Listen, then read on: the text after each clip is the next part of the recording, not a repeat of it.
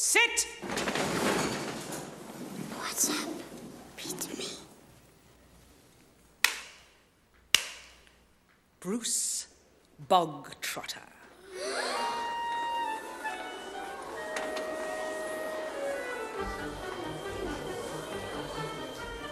Would little Brucey come up here, please?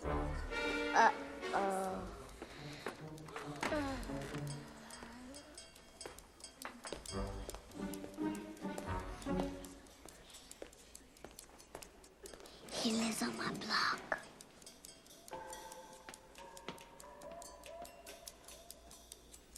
This boy, Bruce Bogtrotter, is none other than a vicious sneak thief. You're a disgusting criminal, aren't you? I don't know what you're talking about. Cake. Chocolate cake. You slithered like a serpent into the school kitchen and ate my personal snack! Do you deny it?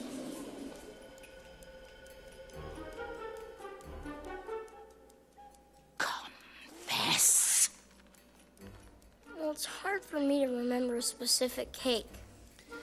This one was mine, and it was the most scrumptious cake in the entire world. My mom's is better. It is it? How can you be sure unless you have another piece?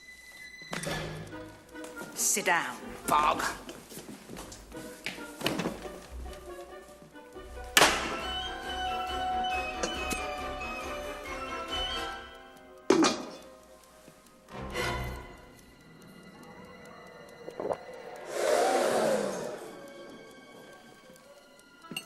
Here we go.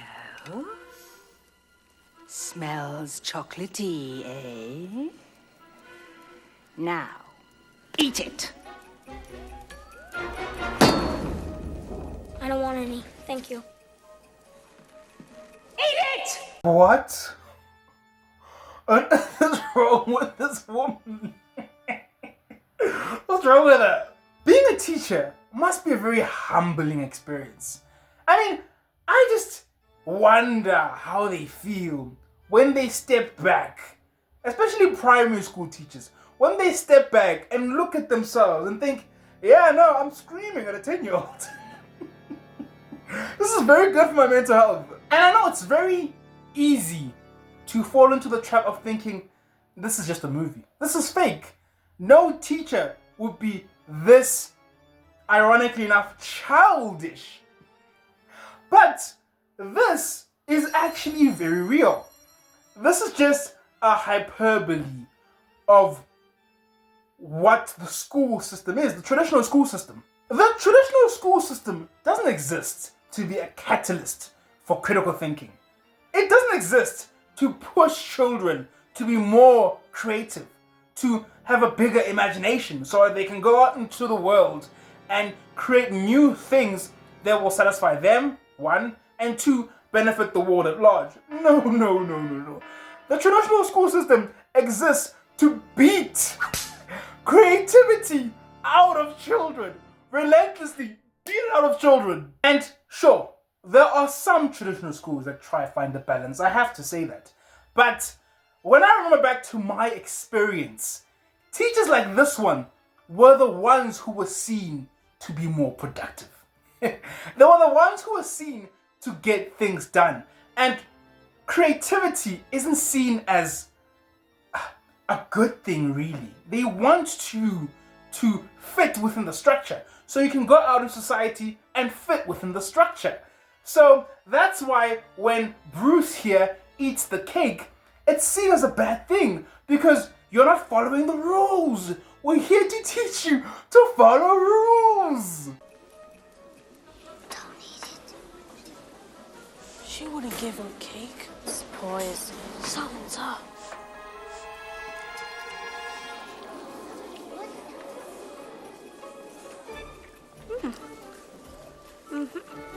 Yeah.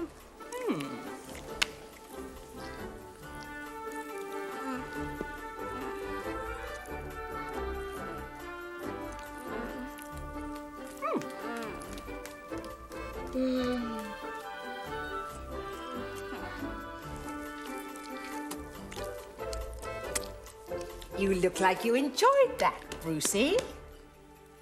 No. You must have some more. No thanks. But you'll hurt Cook's feelings. Huh? Cookie!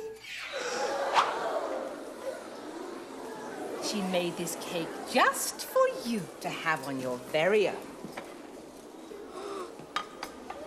Her sweat and blood went into this cake, and you will not leave this platform until you have consumed the entire confection. Entire confection. See you at lunch. Thank you, Cookie. Rotten kids. You wanted cake, you got cake. Now eat it. What?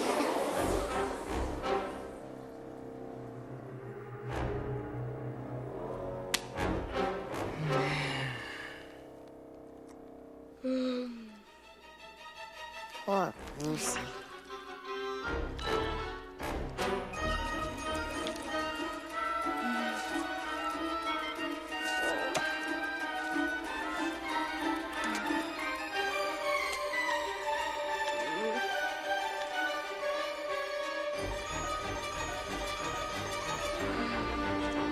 Like, are we gonna talk about the stereotype here? It's the fat kid, isn't it? It must be the fat kid who ate the cake. I mean, yes, Bruce is a champ. I mean, look how much he's eaten. What a sex. But it doesn't change the fact. Why did they assume it was him? This actually happened to me. Let me tell you guys what happened.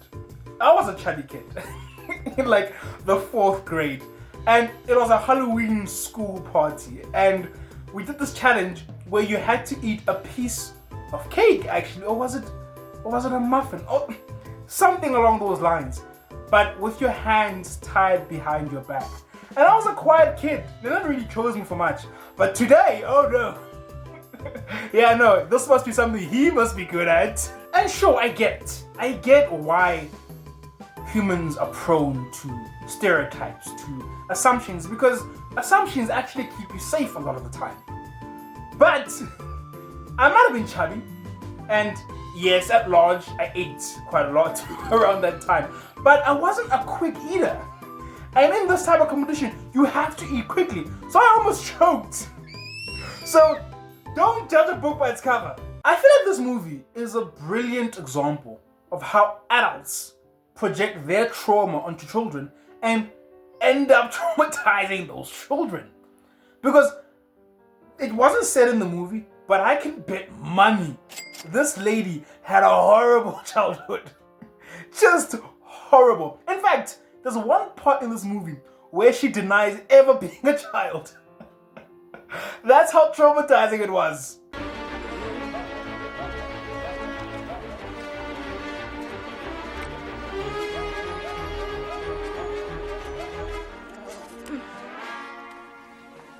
He's going to puke. I can't look. Is he going to puke? Without a doubt.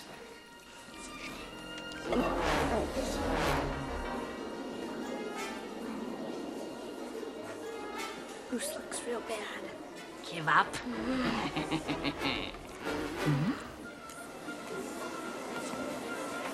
You can do it, Brucey! You can do it, Bruce! Yeah, you can do it. Go, Bruce!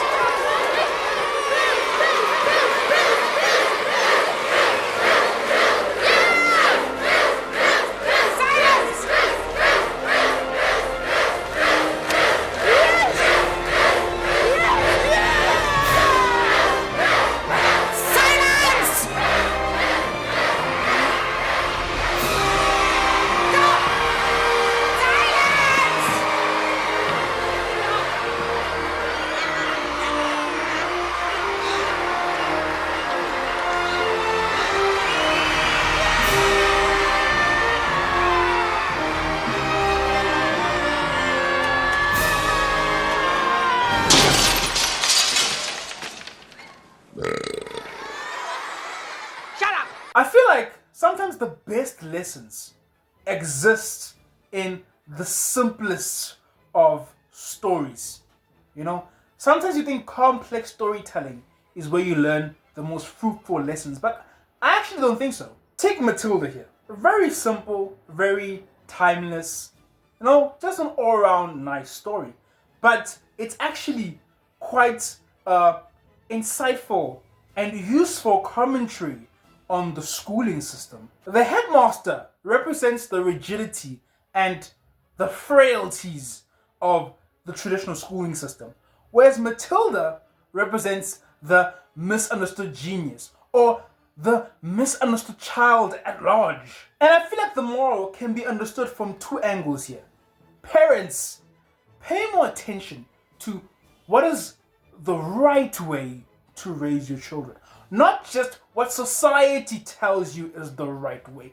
Do your own research. There is piles and piles of research on these things.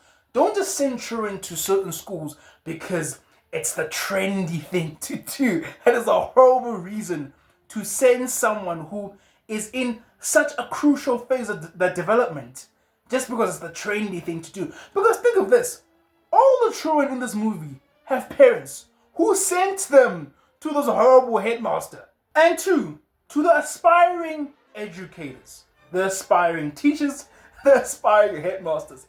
If you have childhood traumas that one, you haven't dealt with, and two, you feel like you struggle, infecting others with them, don't become a teacher.